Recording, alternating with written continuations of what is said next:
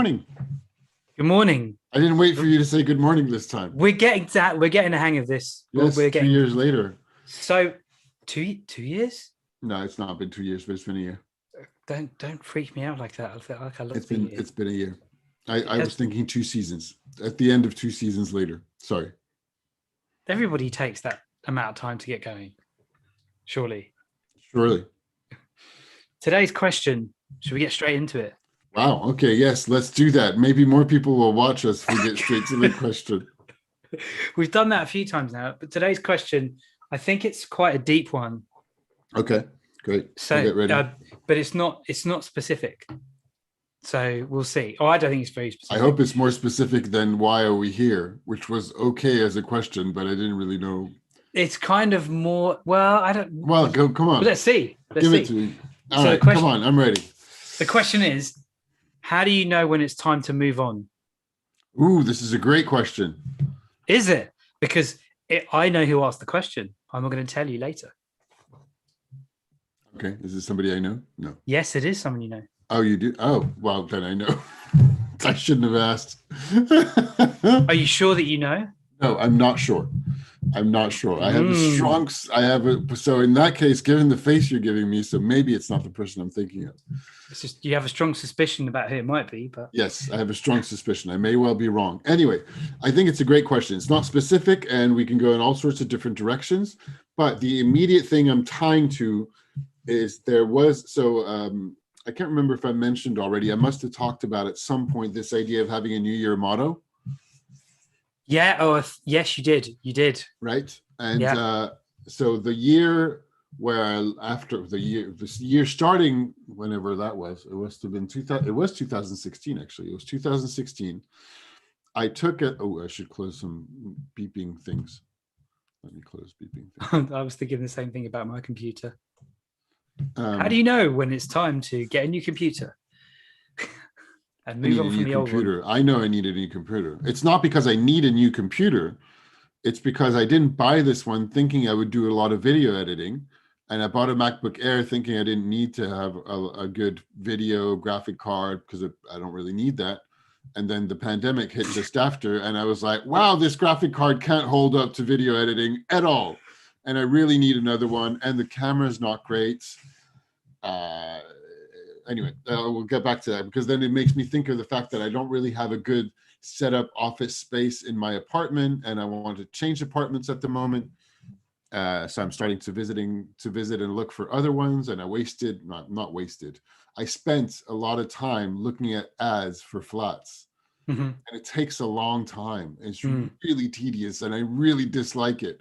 And then I was like, what have I done today? I spent 3 hours looking at flats this morning. That's what I did. I didn't do the whole day, but 3 hours is a long time. And I visited one apartment that I was not really even that interested in. Anyway, so moving on. I got off track very quickly here. That's the point. That is the point of this. Yeah, but there are some tangents that are more interesting than others. No, but you were still addressing the theme of the question of this kind of idea of moving on. It's great because it's been happening because so let me get back to the motto and then I'm going to come to the apartment because I just recently realized that it was time to move on from my apartment 10 days ago. So I'll be able to talk about the experience and that New Year motto I took that year. So for anybody who's not familiar, I learned that from John Wick, who is not the guy in the fictional character in the movie, even though we talked about that because that was when the first movie had just come out, of course. No. John Wick is a role-playing game author and designer. And for a very long time, it was the second episode I ever published of my podcast of Ice Cream for Everyone. And probably still to this day is the one that has the most people listen to.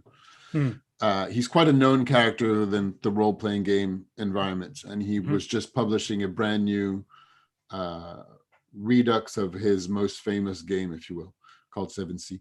Anyway, he told us of the fact that, and I think it was early in the year, which was part of the reason that the conversation just got onto this idea of new resolutions and New Year stuff. And I think we probably chatted in January 2016 then. I would imagine 2000. Yeah, it was because that's when I started pretty much. It was a while ago. Well, it feels like yesterday, but it was a while. Oh God. So I'm like, anyway, where You're are those addressing 5 the years gone? question. I am Yes, addressing the question. So the you are. motto, the New Year motto, the idea is, rather than taking a New Year resolution that you're going to drop after a few weeks, probably. Yeah. It's something that I like. The idea is to choose a motto, which can be a saying, it can be a quote, it can be a few words, whatever it is. Mm-hmm. Not something that says I'm going to lose 10 kilos of weight by 3 weeks, which there's nothing wrong with doing that either. Mm-hmm. But this is to say, okay, this is my guiding light for the year. This thing that I'm saying might be a motto, a saying, a quote, something that inspires you, and something that inspires you to put actions towards an area of your life that you want to be better at, or a character of yourself, or whatever the content of the motto is, if you will. It's like that is your guiding light to what you want to work on. I think this is brilliant. I really liked it. I really, really like it. And it's not so that then anything that's more action based that's going to be in the realm of habits of like, I want to meditate, or I want to journal, I want to go running, or I want all those things may fall under this inspiring guiding light. Yeah. And so that year, my motto was, it's not over till the fat lady sings. Cool. For anybody who doesn't know where that expression comes from. I don't even know where it comes from, but I know it. I know where it comes from. I looked it up. It comes from the apocryphal, the story goes that it was in the 1920s-ish, something like that. Okay. And it comes from, it's two different origins to the saying, one to the way that it was popularized. So one area is that the literal where it comes from is that it comes from the opera, Wagner's opera, the Nibelungen, the Ring. And the Ring is, there were, and I don't think it happens anymore, but it might happen occasionally, but there's 3 operas that total, I believe, 12 to 15 hours in total. And they were, at the time, like in the 19th century, and I don't think it happens anymore, but representations where they would just align the whole thing together. Wow. Like it's 3 hours opera. No, it's not 12 hours. It must be between 9 and 12 hours. It's a long time. It's that, yeah. It's a long time. So it's 3 hours opera, at least 3 hours, maybe more than 3 hours with the intermissions, etc. And the end of the final opera ends with a very long solo from the main Valkyrie character. Okay. Who was not always, but just stereotypically played by quite a heavy-set woman, because she was I don't know what the name of which singer. You mean the type of singer in an opera? Yeah, the type of singer, okay, the voice level.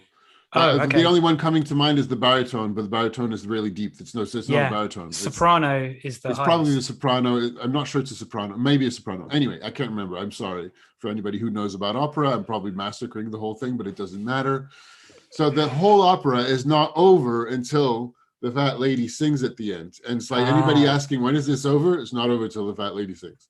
But it got also the other side of the saying is that it got popularized in sports journalism in the States in the early 20th century at the occasion of a baseball game that was lasting forever. And it was just not over. And so one of the commentators said, well, this baseball game is not going to be over till the fat lady sings. And then it became a thing because it was just out in the newspapers. Wow. Yeah. Wow. So something is not over until the very end. So basically the meaning of it is things are not over. You might think they're over, but they're not over until they're truly over. And they're not over until they're truly over until the last note of the last solo of the last song. And you lived 2016 with that as your thing. And the question was, is this over yet? And so, for example, in 2016, I had 2 which, well, honestly, I haven't been in love since. I had 2 really crazy, short-lived romances stories, like relationships, where I fell completely head over heels in love, and it was things that didn't last for very long, were very dramatic. And so there was a question on there was really like, is this over? And when is this? Like, when is how this? How do you move on? How do you forget? No, not even that. It's like, at what point is it over? And at what point am I fooling myself, particularly in questions like romance or anything, where you're like, is this truly over? Or am I fooling myself by thinking there's another chance of it to happen? Or am I flogging a dead horse? Am I flogging a dead horse? There's no hard and set rules as to like, it's particularly for most things like relationships, work, jobs, where the results you're hoping for depends on the reaction from somebody else. I'm beginning. This is a really quite a profound question. It is, yeah. How do you know when to move on? Ultimately, the easy answer, just to do a format. So I spent the year looking at that question. Now I had it taped. I was regularly referring back to it, regularly looking, is there more to do with this thing, or is this over? And when do you know? On one hand, you very much don't. On another hand, it's over when you say it is. This is where it gets very complicated, because there's no outside light on the question. When you look at it for yourself, you can look as much, and you do ask other friends, ask for their opinions, look and hear how you're feeling. But none of those are good guides. You will do that because you have to. But none of them are very good guides. And most of the time, you'll only know in hindsight whether that was the right time to finish things or not. But ultimately, the only time that is when you know it's over is you just say so. And what was really interesting that year was to push myself a little bit more than what I would normally, I think. Maybe not as much. So I was like, I went swimming back then. And actually it's funny because that was 5 years ago. And before we started recording, I was just talking about the fact that I've not been drinking for 3 weeks, and I usually like to drink booze, that is, and dieting and exercising and losing weight at the moment. The last time I did that was in 2016. Partially as a way to get over a second relationship. Why not? I was like feeling a bit slobbish and blue and whatever, and I was like, I need to do something else completely different. And I was like, okay, I'm going to take care of my body is what I'm going to do. Do you, related question, slight tangent. Have you picked a saying for each year then, since then? No, I did for this year though, but I didn't do that for 2017, 2018. Yeah, I didn't do that for the other years. I did for this year. You did for this year? Yeah, and I can't remember why I didn't do that. Partly thanks to you that I did this year, actually. In that I remember we talked we talk every week, but we talked about, on another call, we talked about, I asked you if you did because I know that you're reliable to do that, or at least I suspected so, and I think I'm right, to spend some time looking over what happened in the previous year and what you want from the new year. At the end of one year or the beginning of the next, more or less. And and you told me you did that, and I was like, oh yeah, I should do that too. And I did. And as part of that, I remembered that motto thing, and I was like, wait a minute, why didn't I do that motto thing? I liked it. I think it's really cool. We might do that. I did it again this year, and I got 2 this year actually. Oh, what are they? That are sort of related, only insofar as they have the same word in them, but they have very different meanings. Okay. One is bird by bird. Bird by bird. Yeah, did I not tell you that to you? Oh, this is good for readers. If you have, I've totally forgotten. So bird by bird. What does that even mean? I'm gonna tell you what it means. I'm just opening a tab right now. It's the title of a book. First thing. Okay. Which I strongly recommend because you like writing as well. And it's a book on writing and life, and it's really beautiful. It's small, but I really liked it. It had a big impact on me. Maybe you did tell me about this. I probably did. The title of the book is Bird by Bird, Some Instructions on Writing and Life by Anne Lamott. And the quote that is related directly to the title, that I'm not giving anything away because it's in the description of all the book wherever you find it. And it says this: 30 years ago, my older brother, who was 10 years old at the time, was trying to get a report on birds written that he'd had 3 months to write. It was due the next day. We were out at our family cabin in Bolinas. Plus, this is good because students can relate to this. Yeah. And so we were out in our family cabin, and he was at the kitchen table, close to tears, surrounded by binder paper and pencils and unopened books on birds, immobilized by the hugeness of the task ahead. Then my father sat down beside him, put his arm around my brother's shoulder and said, "Bird by bird, buddy, just take it bird by bird. Step by step." I think you have shared that with me. That's such a great story. So that's one. So that's my main one for this year. After looking at last year, thinking like we're in the middle of the pandemic, we don't know if we're going to be traveling. Work-wise is really rough for me. I said just before we started recording, I've been feeling blue the last few days. Not great. Just kind of like a bit of imposter syndrome, a bit of not wanting to do anything, a bit of like there's not much to do. We're on a curfew where I need to get home by 7 p.m. It's difficult to organize anything. I'm like over the online dating thing at the moment. I'm just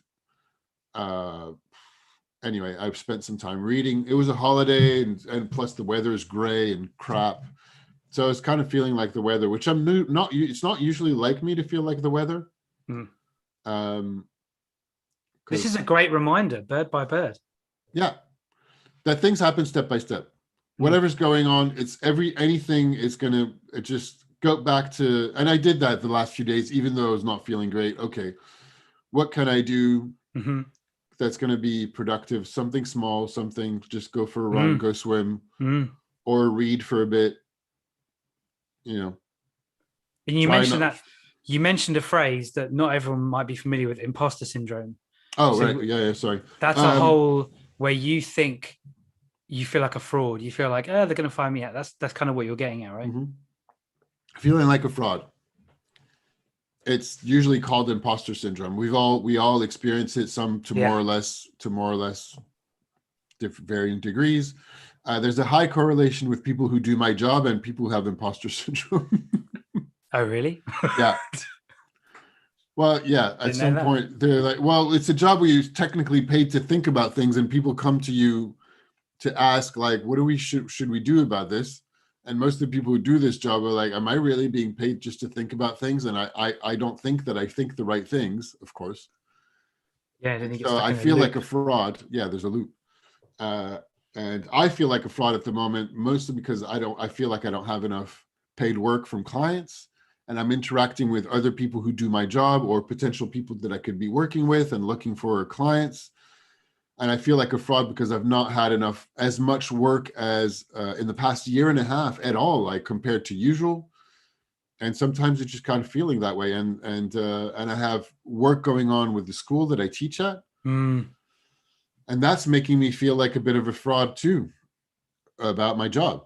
And I'm sorry to say this because I know you're a teacher, but you're a full-time teacher, so you can budget around that. I'm not a full-time teacher, and I know it's very gratifying, and I do enjoy it. It's not that I don't, right? So I don't mean to say that, and all of the feelings I'm talking about are just stuff going around in your head that I talk about so that I don't have to worry about them or they don't hold me. It's the same reasons we journal and everything else. Yeah. I'm kind of sugarcoating this because I don't want anybody to feel bad. And it's just like what's going on in my head, and what's going on in my head doesn't mean it's true. And what I mean by that is the adage goes, talking about sayings, is those who can't teach. Oh, you know the extra bit. Those who can't teach, teach PE. Yes, those who can't teach PE. It's even worse for the people who teach PE. Yeah, School of Rock. Exactly. And I've been thinking, wow, the only work I'm getting, the only work I'm getting for the last couple of months at least, and most of the work I've been getting for the past 9 months has been with the school. And so that making me feel like a fraud, because the more I do it, the more I'm like, well, I'm not a real strategist, because I'm not working on real strategy work with clients, I'm working with students. obviously this is Yeah. ludicrous, right? Yeah. And there's Yeah. nothing Yeah. wrong in teaching. Yeah. But anyway, that's just a little bit of what's been going But on I in my think head. And related to I'm the far from being the only one, right? yeah. And I There's a lot of appreciate people struggling with a lot of mental issues, emotional issues in the midst of the pandemic, which is part of the reason why I'm talking about it when it's happening. And it's super important to talk about. I feel, and I shared about this in my newsletter, a professional acquaintance I know was sharing about one of the worst failures in her life last year, which actually happened mid 2019. And she was always known as, and I look up to her as somebody who's really fantastic in my line of work, who had like the most amazing experiences, who started her own business. And she shared in a blog post, and the title of the blog post being, "I cried a few times on my runs. Every time I go running, I cry." Because in the space of just a month, so she had a successful brand strategy consultancy based in New York. Yeah. She was also working with the Chan Zuckerberg Foundation as a strategy director, which you're like, wow, that sounds really prestigious. That you're looking at the millions of dollars that that Mark Zuckerberg and Chan, his wife, I can't remember her first name, I don't know it, the foundation they created together for whatever good they want to do in the world. And you're like directing those dollars of what that should do and how it's doing anything. Anyway, she got fired from that. So I'm all paraphrasing, and I highly recommend you go and look up "I cried a few times on my runs." It's on my newsletter, and it's from Heidi Hackemer, who I also interviewed for my blog, for my podcast, actually, funny, back in 2016. Well, 2016 was a busy year for my podcast. It's like one of the busiest years. It's my first season. And she shares about that, but the reason why she shared about her struggles, so she had like family members who were ill. She got fired. As soon as she got back, she was like, well, I had my brand consultancy, which had 4 people working together who all quit. So she was like, I guess I'll fold my company then. So she did. And she was just feeling like a failure. And more than, there's a difference between failing at something and feeling like a failure. Yes, we associate both those things together. Yep. And we do that automatically. I'm sharing about that right now. But I have some level of distance from my own emotions, even though I'm feeling them, if that makes sense, that I usually credit, and we've talked about this all the time, I credit all the training I've done in personal development, the coaching experience that I have, but particularly being able to talk to friends and family, and not friends who are just going to tell me what solution I need, because that's not useful, but friends who are just going to listen to me for a bit, or to make me think about something else completely different. And obviously journaling and meditation, which are big pillars of that. And which Heidi talks about as well a little bit. Okay. What was I going to say? I lost my train of thought. That's okay, because I was going to say, there's a few things that you're illustrating. Oh no, I got it. The reason, okay. Sorry, just to finish, the reason why she shared that last year. And the podcast episode was recorded last year, but shared this year. I almost find it was, and the reason why I'm talking about all this is, well, one, I'm feeling it right now, and I think it's important to be able to share about it and to say there's a lot of people in the same boat. And at the moment, with the pandemic and all the different situations that are going on, plus they can happen anytime. But Heidi shared it because she talked to her niece, and her niece told her she was not feeling great about something or other, whatever it was. But her niece told her that she wanted to live up to her aunt Heidi, how she was, because she always come across as awesome, strong, powerful, succeeding at everything she did, and all of her social media feed looked like that. And she said, well, yeah, that's true. So just to share something different, she took a while before sharing it, because it's not usual in our social media to share anything that feels vulnerable, open, pained. And also, so there's a few different reasons. One, we only want to share good news, so it's kind of natural. So, but then what happens is it's important to know and realize that all the social media feeds don't look like reality at all. And we might know that technically, intellectually, But if you open social media, it doesn't do anything good for your state of mind. If you're not feeling great, it's probably not a good idea to go and spend time on social media, actually, depending. Yeah. Maybe on Off My Chest at Reddit or something like that. But and then the other point is that it's on feeling vulnerable. And this is something I'm surmising. I don't know if this is true, and then I'll let you speak. But how we feel self-consciously about sharing and being vulnerable is one thing. That's maybe a reason we don't want to do that on social media. We don't necessarily want to I don't want to broadcast my non-interesting, what I consider to be non-interesting, just sad things. Yeah. And I don't want people to be reacting to me like there's a problem to be fixed. Yes. Because sometimes there's no problem to be fixed. I just want to say how I am, and that's it. Yeah. Yeah. And move on. Yeah. Or not move on, which brings us back to the question at some point. But did you want to bounce back on anything? Yeah. So there's so many things that you've said that are really powerful. But I think the first thing I want to say is that there's a difference between, I got to kind of explain it. There's a difference between knowing something and actually doing it. You can read about riding a bike and then you can ride the bike, right? Now, the reason I'm saying that is because what you are doing is a great illustration of, this is what's going on with me. And I know it's not who I am. And I know it's okay to feel this way. And I know, implied within all of this, it's not going to last forever. And I know I have friends and people I can rely on. And so you're illustrating and doing the thing that is often one of the most difficult things that people could do, which is to acknowledge, this is what's going on with me, and I'm okay. And I know it's hard, and it's not necessarily that everything's going to be all right in the end. It's more like, this is what's happening right now. Not that, and you make that point repeatedly, and I make it too, about I don't want a ton of people to give me a ton of solutions. I just want to get listened to, and then it'll be fine. And then journaling and meditation, all of that.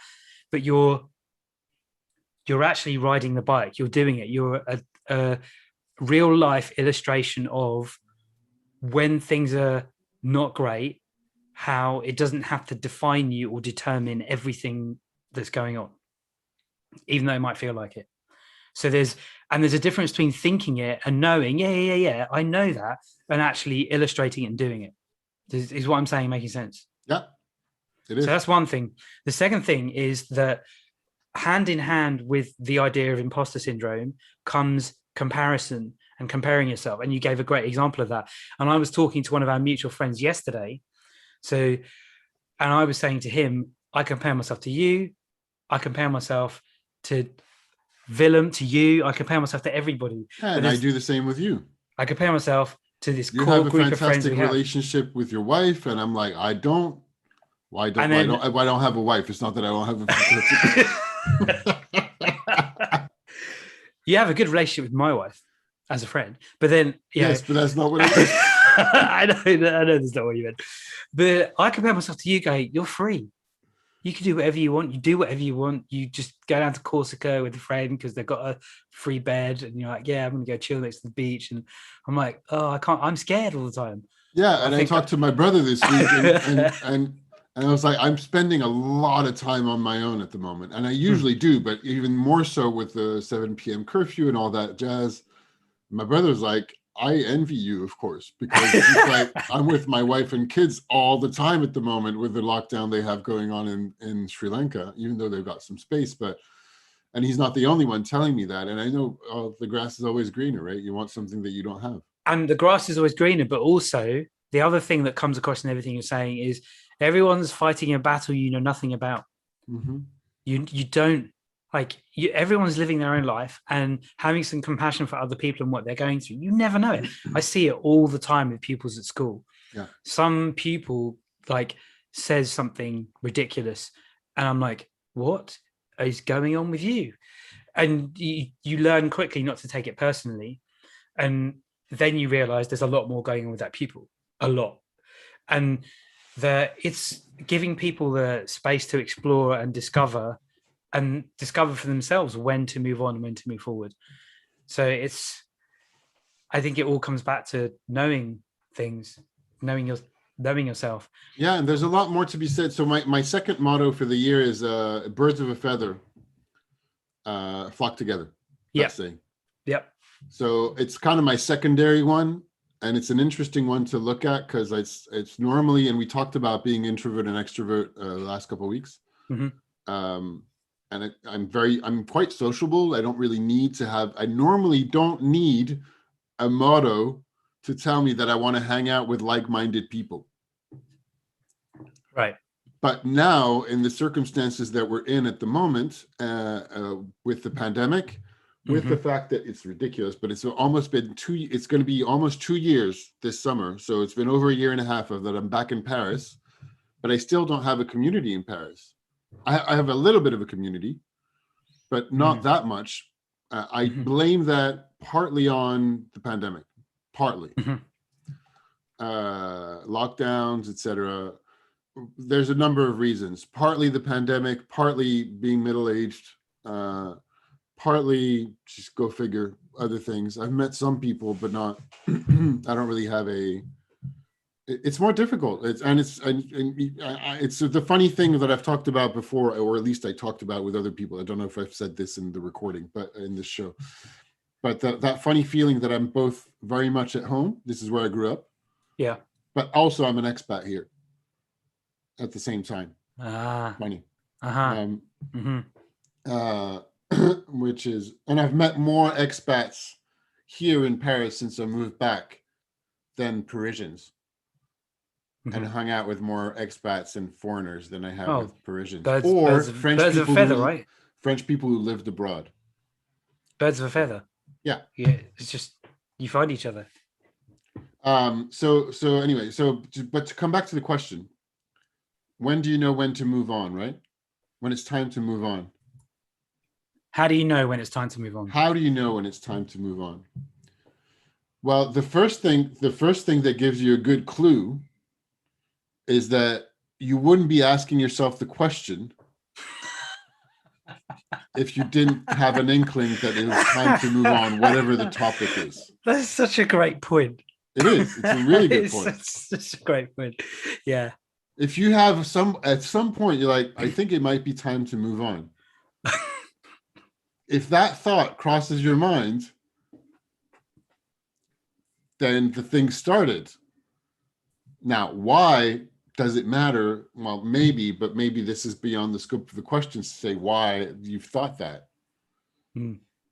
And time to move on can be, so for example, the apartment, because I said I was going to talk about that, my apartment here, that I quite like, that I found technically quite easily in Paris, surprisingly so. But as everything, now we have the calendar, hopefully cross fingers, of how things should be reopening from the 19th onwards throughout June. So if things reopen as planned, there's a high likelihood that in the summer or September, a lot of people are going to move into. Anyway, there's a lot of flats listed at the moment in Paris, and I really should have moved a couple of months ago. But since the pandemic, since March last year, since April last year, for the past year, since the past year, because in the spring lockdowns, I was just making no money at all. And I started looking at my finances and going, is my apartment too expensive? Should I move? And if yes, where and why? I mean, not aside from the finances, but the finances were one reason. So I was wondering, the question came up, like, should I move apartments? And so at first, because of finances. So I looked at, I just, every month I was updating all my finances and looking at how much cash I had and all that jazz, and going, okay, well, actually the effort and time I'm going to spend on looking for a new apartment versus the money I could genuinely probably stand to save if I stay within Paris. Okay. It's just not worth it. Okay. It's going to be more valuable for me to spend my time on things that generate work and income than things that would be saving it by moving at the moment. Right. That's what I kept deciding. but that's also counting on and hoping for things going back to quote unquote normal. Because for the past few months, I've also been saying, well, I'm making things do from a income expense perspective, more or less, sort of. When looking back at 2020, I lived pretty much above my means overall, a little bit more than 50% at least, because of the pandemic. So I had to dip into my my savings, and I had to borrow money actually, like a lot of other businesses. But you know, I still had to. Well, I didn't have to, but I was reassuring, and I had an opportunity to do that easily for very low. And I was like, I think it's better to have some cash ahead. So I did. I might have been able to do without, but anyway, that's by the by. That's another topic. But that's just to say that that happened, and it happened to a lot of people.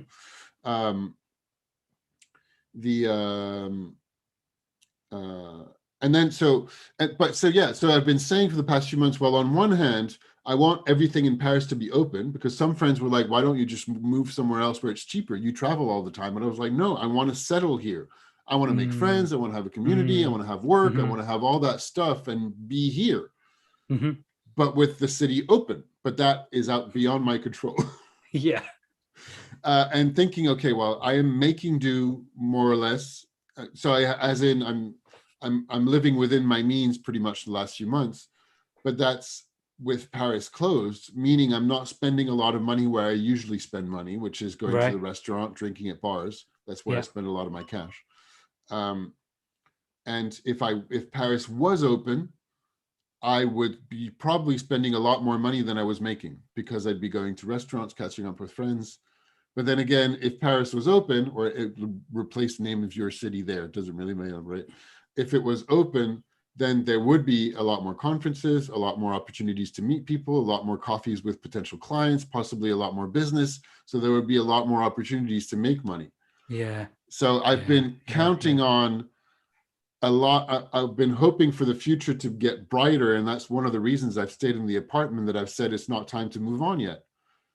Now, all of this illustrates only that it's my challenge. I made it my call. How do you know when it's time to move on? And I've been saying, not time to move on, even though the question's been there. But it's arbitrary. I could have totally said, actually, it's time to move on. And 2 months ago, I had an opportunity to move to an apartment. My cousin has an apartment. His tenants left. I could have moved in there for nothing. He was just giving it to, I mean, he was not giving it to me, but I didn't have to look. It was given to me on a plate. It's a good apartment. It would have saved me a considerable amount of money. And it was given to me. Well, I mean, as in, you know what I mean? He was not giving me the apartment, but I wouldn't have had time. I wouldn't have invested time in looking. I would have saved a lot of money, etc. You know, because it was cheaper. But I also didn't see myself in that apartment. And I thought, okay, well, what's more important? Do I want to say, is saving money and not spending time on looking for an apartment more important? Or is it being in an apartment where I see myself staying, particularly where it's likely that I'm going to spend a lot of time in it these days, because we don't know what's going to happen. It's entirely possible that back in September, there's another lockdown. We don't know. I think you're making a point here about So I'm really going into a lot of detail, but hopefully the example is useful. I'm hoping for anybody watching this that those thought processes happen over a while. Sorry, what were you going to say? The thing you're illustrating is also having some, yes, it's arbitrary, but on the other hand, you've got some kind of framework that you're applying to help you make your choice. Yes, I created a whole framework, and that's like, now the thing is, when making choices is both emotional and rational. The framework made it rational, but for me, ultimately, what makes the choice is the whole emotional, like it's your say. But also, you created the framework. A lot of the time when I think people are making choices, they have something imposed on them, or they don't know, or they think it's, I have no choice. When you really look at it, there is a choice, and it's your choice, and it comes down to what you say. But how are you going to make that choice? Ultimately is down to you. But you can see, again, you've done it again. You've illustrated a thought process in real time for whoever's watching. Like, you had the things that you were dealing with, you knew you wanted to be in Paris and stay in Paris and build a community. I think the way in which you illustrate your thinking is impeccable. Like, it's really clear how you thought it through. Whatever choice you make is entirely up to you, but it's really obvious that you thought about it. It wasn't just like that. It was, okay, you really did weigh things up. Yeah. And I think that And as part of choosing whether to move on there is a process. It's not instantaneous. There is. Well, there is, and there's a point where it's instantaneous that I think. Yes, I agree. But for me at least, and others might have different thought process, for me at least, those frameworks, those spending time to look, allows me to be clear when that happens. Mm-hmm. I think. I agree with you. Really good point. So when I did my looking back at 2020 and looking at 2021 and created those motos, I wrote a bunch of stuff, a bit like journaling, but I also looked at what do I want for another apartment. I had a list before moving into this one, a wish list, or a want list. I also have a want list. I regularly look at what do I want, which you could say, what are your goals, or however you want to formulate that, and that's part of journaling as well. To have regular instances of looking at what is it that I want for the year, and what is it that I want in general, or at various timelines. It could be big, could be small, but and then so two things happened that I knew it was time to move on from my apartment. One thing a few weeks ago, and it was that reminded me, and it was just an experience that just like was, whoa, okay. So there's a beautiful building across my small street here. Yeah. That was just entirely redone. That was, and it's been it's open. It was supposed to open last year during the spring lockdown. So obviously, and were they doing loads of work on it and stuff or something? They were. It was really noisy or something. They were just redoing the whole building, and it's a beautiful old building. And this thing is it's a whole event space dedicated to philanthropy. Okay. It's a co-working space. Yep. So there are some people now co-working, but not a lot, because it's, but when the thing will be fully open, it's likely that it will be bustling. Yeah. Because a lot of people will be working, that there are event spaces. So they're going to have events every night. And there's a restaurant and a terrace that obviously hasn't opened yet. But one day, a few weeks ago, they opened it's just right there. They opened the last floor windows, and they were celebrating a person working their birthday. They turned the sound system on for the first time. And I completely, and I was like, what is going on? And it was so loud, reverberating and echoing across the whole street, like my windows were shaking. And I was like, what is happening? And if this is a taste of things to come when the restaurant is open, I can't live here. This is just unworkable. And it reminded me that when the city is bustling and working now, there's a lot of street noise from that I'm used to, but that's just the way it is. My windows aren't great. But there's also all the bars and restaurants that I'm like, the summer's coming, things are going to be reopened. There's a huge amount of noise. And I was like, okay, that's one reason to move from my apartment that I otherwise quite like, aside from the fact that it's a bit pricey. And it was a reminder that, wait a minute, I can find better for the same price, or something that works better for me, and change neighborhoods. And then last week, go figure why, I had on my mind to think to one neighborhood in particular, and I was walking around and thinking, okay, it's kind of like, I'm going to go walk around that neighborhood because it's the one I'm thinking about. Yeah. And I don't know why, but I was walking around that day and I thought, you know what, I'm ready to move. And I had not thought that before. And I kind of just felt it. And I was like, I'm ready. I'm now ready to move. And I was not ready to move before then. This is, again, brilliant, because sometimes... And I don't know if that's the right thing, but that was the right thing for me, that I looked around the neighborhood and I looked around and I was like, I am now ready to move from my apartment. It's time to move on. It's brilliant because you're illustrating this whole episode. You've been like a walking illustration of how to move on, because circumstances can sometimes bring, I'm not going to say force a choice. They can bring up why you might want to choose or why you might want to move on. And there's I got another example of this, and I think it's very similar. Like, so my wife and I have been trying to have children for years. We've been on a whole journey of trying to have children. And last couple of weeks ago, she was really ill and her cycle is really up and down and really painful. So she's in pain, like severe pain, like for 2 days every month without fail. This time it went into the third day and it hadn't stopped.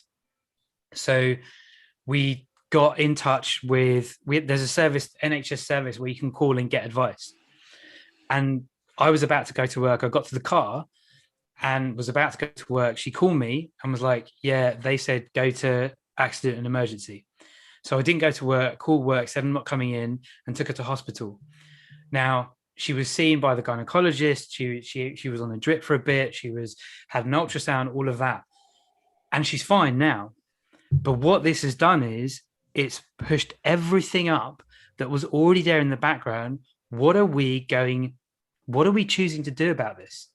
It's forced our hand in a way of all, because we've been thinking about what our next step is for the last year or so.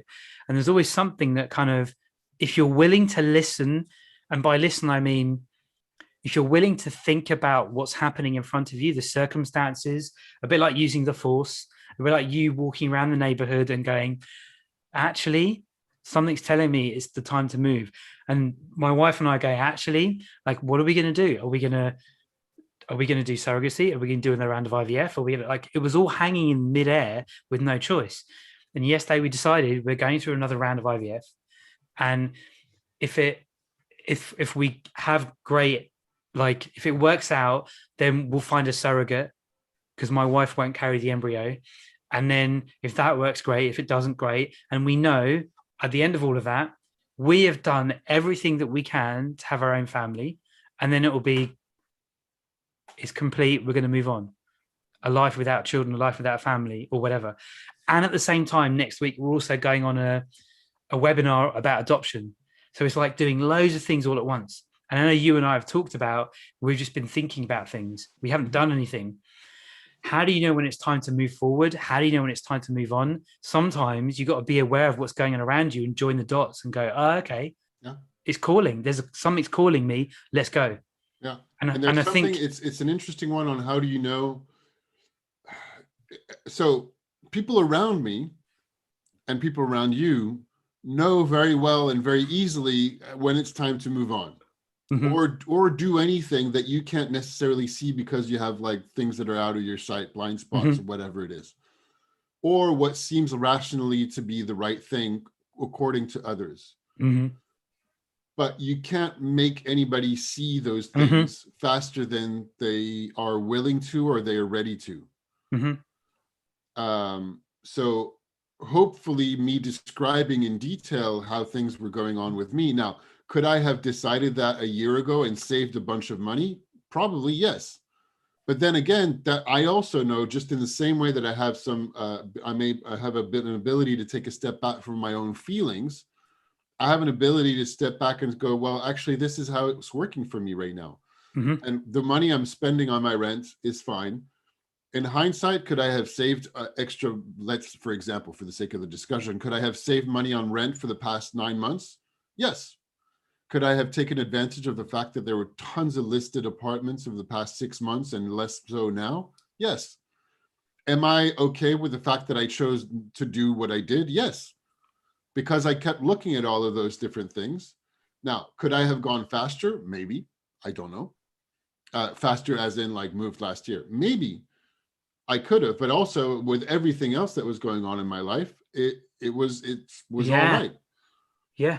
And I think, and I knew that as I was doing it, by the way. Yeah, you did. More or less. Well, but there's a moment where at some point you can either get stuck in a loop of overthinking, yeah, or you take action. Yeah, and I know I can get stuck in loops of overthinking because I do tend to overthink things, but that's okay. But the way I'm okay with it. And so your friends, when this is loops to talking to friends as well, that we said at the beginning. Yeah. People who give you advice and people who know, even though you might not be looking for advice at the time. So advice from other people is, of course, very useful. Friends of mine knew very well, or family or everybody else, that I should have moved, I should save money. But then again, I'm not them. And they're not me. They're not you. Yeah. So everybody is giving you their opinion based on their frame of reference and based on what works for them, which may or may not work for you. So how do you know when to move on? So whatever the frame of reference that you're using, look, question, whatever you're doing. Of course, talk to others, but take a pinch of salt because you're not them and they're not you. So align yourself with what others are saying, but also take the time you need. And there's a point, and don't give it away to the, I mean, you can if you want to, like the universe or God or whatever, like, oh, when it's time, I'll know. No, because back to, if that crossed your mind, if the thought crossed your mind, whether it's time to move on, there's a good deal of chance that it is, because otherwise you wouldn't have thought that. You got to be willing to dig and look. Between the moment that you ask yourself, is it time to move on, and the moment that you're like, I'm ready and it is time, whatever time or effort, there's like some kind of process that goes in between. But I mean, more often than not, if the thought crosses your mind, it's probably true that it is time to move on. Or maybe it is time that something needs to change some way or another. Conversations need to happen. You need to look at yourself, somebody, so whatever, something needs to happen. Because something's not working. Otherwise you wouldn't be asking yourself that question. Just like I also know, and it's a good reminder for myself, a good reminder for you, if I had enough work and clients and stuff that I wouldn't be worrying about my rent, I wouldn't be questioning, I wouldn't have any kind of like imposter syndrome about teaching or anything else. I'd be just happy to do all of it. I'd be happy to work with clients and have a bit of work with clients, a bit of teaching. That's what I want, by the way. But the apartment thing, I was like, so that's part of the reason I stayed longer in the apartment.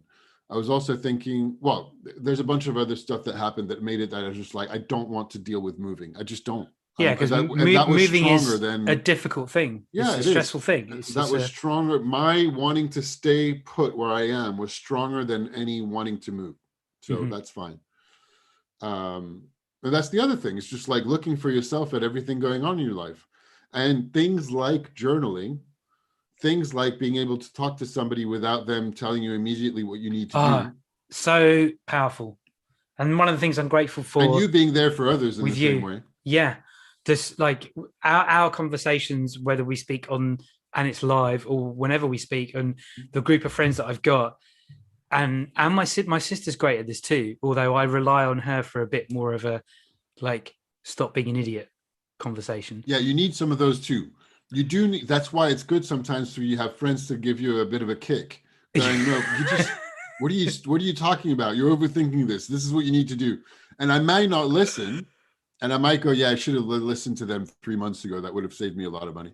That you do need those. So it's important. So not to say that it's not important to talk to people who tell you like, what are you doing? You should just move on now, and go, actually, I think they might be right.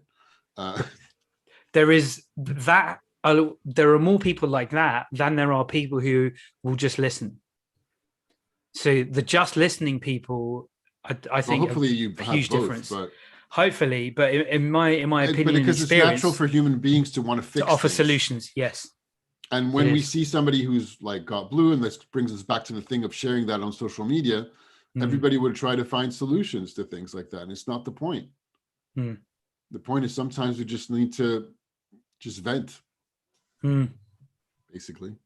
And I think being able to, something that's made a big difference to me in that kind of conversation is being able to ask for and request what I need. So sometimes being able to say, can you just listen to what I've got to say? I don't need a bunch of solutions yet. Just listen, get what I'm saying. Yes. And then also being able to say to people, like, can you tell me what you think? This is what's going on. That's like I think that's a really powerful place to be able to request that from the people in your life. Yeah. And that can help understanding when to move on or when to move forward or whatever's going on. So that requires all that self-awareness that we're talking about. You can't do it without knowing what's going on. Which is your secret weapon.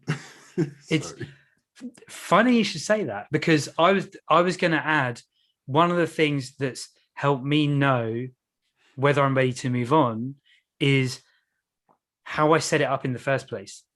Or like, do I, and it comes back a bit to what you're saying about having a goal, making it clear and all of that kind of thing. So I've been trying out lots of different things. And one of my recent experiments has been a relatively short form podcast. And rather than going, I'm going to try out and do a podcast and see what happens, I said, I'm going to do one season of a podcast and it's going to be 8 episodes. And then I'm going to see what, and then I'm going to think, what did I get from this? Rather than like I just said, like, I'm going to do a podcast and see what happens. I was very clear I was going to do 8 episodes. So that now I've just done the 8th episode, I'm like, okay, now what do I want to do? It's like a series of experiments and exploration. But if I hadn't set it up at that as 8 episodes, it could have gone on and become this thing that just taken over my life where I don't know what I'm going to do next. And do I continue or do I not, or whatever? So, and that podcast is called Self-Awareness is Your Secret Weapon. And it's on my YouTube channel. And episode 8 is going to appear very soon. And it's also on Spotify, if you look at it on Spotify. So and Apple Podcasts, I assume. It's no. Why not? You should put it on Apple Podcasts. Because that's where people listen to podcasts. But I don't know how to do that yet. And I'm using Anchor FM to host it. Anchor does it. Does it? It didn't do it when I did it. Does it? Check now. I'll have a look. It should be distributing the RSS feed everywhere, including to Apple Podcasts. So you can look up for your show in Apple Podcasts and you should be able to find it. If you don't, you can submit it. Okay, then I'll do that. And cool. I listen to Stitcher. I get annoyed where people don't put their shows on Stitcher. I know it's not as popular as it used to be, but the vast majority of people listening to podcasts still listen to via Apple Podcasts. Okay. Now, there's millions of shows on there, but still. But I'll add it. But so there's more people listening through Spotify. There are more than anyway. There's more people listening via Spotify than before they did podcasts. But of the people who listen to podcasts, the vast majority still use Apple Podcasts. Okay, I'll put it on there. But having that clarity before I started it allowed me to be very clear about when it was time to move on. And as I come towards the end of it, I'm also naturally thinking what's next and pulling forward into something. Yeah. So there's something really cool about having an end point, whatever it is you're doing. And then the other thing I wanted to mention was your thing about hindsight. So 2020. I don't know if you're familiar. It is 2020. But are you familiar with the Steve Jobs commencement speech about joining the dots forward? I'm not sure. You heard that? I used it. It rings a bell, but I don't know that I might have seen it a long time ago or heard about it. I don't know. I used it as a school assembly. So he says something like, the basic point of what he's saying is you don't know where something's going to lead until you do it. And it's only when you look back that you can see, oh, if I hadn't done that, then I would have done that, and I wouldn't have done that, and I wouldn't have done that. So what he's asking people to do is explore, take the opportunities you get, make the most of them, and join the dots forward in the sense of look to the next opportunity. So you'll know, and to link it back to what we're saying, that you'll know when to move on when you very naturally start to look for what's next and look for the opportunities, and you never know where it's going to go. No one knows the future, but I like to think of it with teaching Tangents. It started because I wanted to talk to you about tabletop gaming for one of my classes, and then we're like, this was really cool, why don't we record it? And here we are, season 2 episode. Yeah, God knows. And if we keep going, maybe in 9 years we'll be an overnight success. Maybe and who knows, in the meantime, when is it time for us to move on? I don't know. We have talked about this, and we will talk about this again, I'm sure, like soon even. I'm pretty sure we're gonna soon talk. We said we would do that by the summer because the end of the school year, as in talk about, do we do another season, should the show format change, all that. Let us know. Exhaust the questions. We will talk about, and we will, it'll be an opportunity to take stock of the season, take stock of what we want next, and what are we enjoying, what are we doing, Do we want to put goals to this thing? By the way, that's like, we're not going to talk about that now. It's the end of the episode, but It's an illustration of this process of how do you know when to move on? How do you know? Well, look at what your goals are. Speak to people. You need frames of references to be able to know that. And that's a much better way of saying it. It's got a dimension, as I said earlier, rational and emotional. You can't cut it out. It's like, you got to have both. And my thinking, but this is very much me as a strategist as well, my role professionally is to bring the rational side of things, because we want to say we have a reason, and we will make up the reason if we don't have it. But in truth, what makes the decision, what chooses, is the emotional side. But that's not how we relate to ourselves, and certainly not professionally. This almost sounds like system 1, system 2 as well. Yeah. Thinking Fast and Slow, which I've recommended to one of my classes. And I told them, if you read this, it's really good, but it's a big book. I'd be really impressed if a couple of them read it. I hope they do. It's a good recommendation. I want to read his new book about noise. We talked about it. Anyway, that was a great place to end. I think it is. I think it is. And thank you, Willem, for being a walking illustration of the question, living, breathing illustration of how do you know when it's time to move on? Thank you. You keep doing it.